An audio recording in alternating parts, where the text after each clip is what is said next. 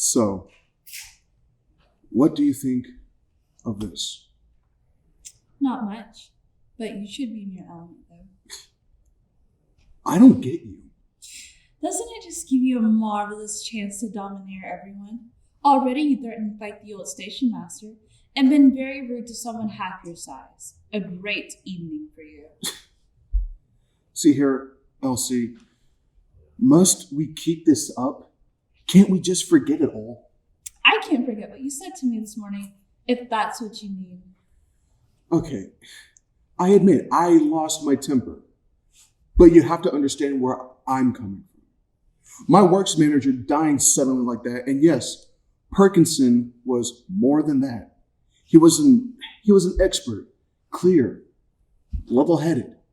A man like that isn't simple to replace. And because of that, I had to suffer? Suffer? You must admit you were exasperating. Of course, it's my fault that you behaved like a pig. I might have known that. I didn't say so. But you meant it. Elsie,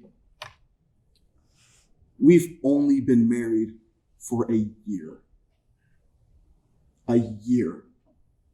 It seems too bad to go on like this.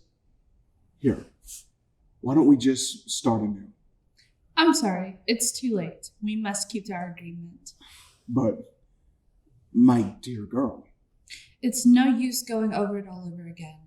We don't hit it off, and we never shall. Still, seems a pity. Did you suggest separation?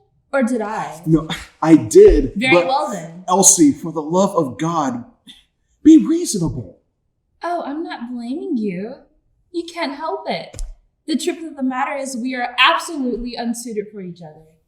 If you married a timid little mouse of a girl, it would have been fine. In return for your protection and shielding arm, she would have looked on you as a god. But I'm different. I don't need protection, and I won't be domineered. Your manly strength is no attraction to me because I can look after myself. I've never been afraid of anything in my life. You've never been afraid of anything in our life. Elsie, don't you see? That's the thing. You're so damn self-reliant. There you go.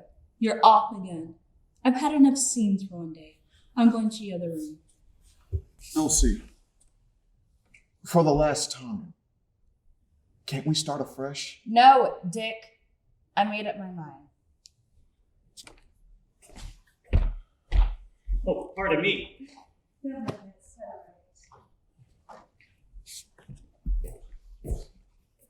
Cheerful, isn't it? Perfectly rotten. Well, there's nothing we can do. Not a thing, I guess. We'll have to put up with it until morning. Well, it is pretty bad for you, but I'm in a hell of a mess. We all are. I suppose you've been married some time? Yep.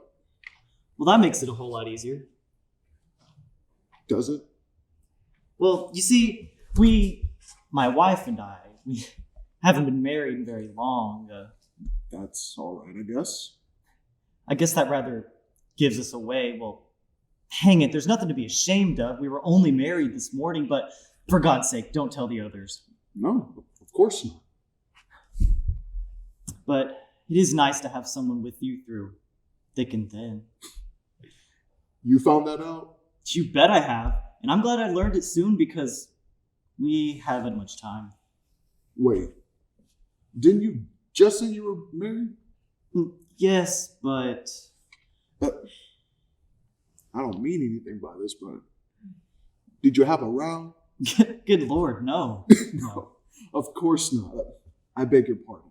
It's all right. I mean, I suppose people do have rows sometimes. Yeah, sometimes. You know, I just don't understand it. See, my trouble is, well, my name is Murdoch. Murdoch? Mm-hmm. Murdoch. Any relation to Murdoch and Son?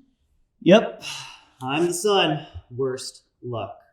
I see. Well, our smash is pretty well known.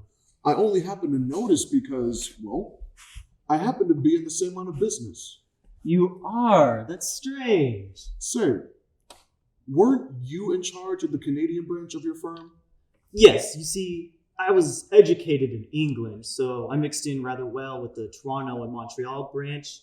I had it set up to where I could run it from Boston when the big smash came. Oh, I say. What rotten luck. Yeah, well, you've one competitor less anyway, but I'm clearing out.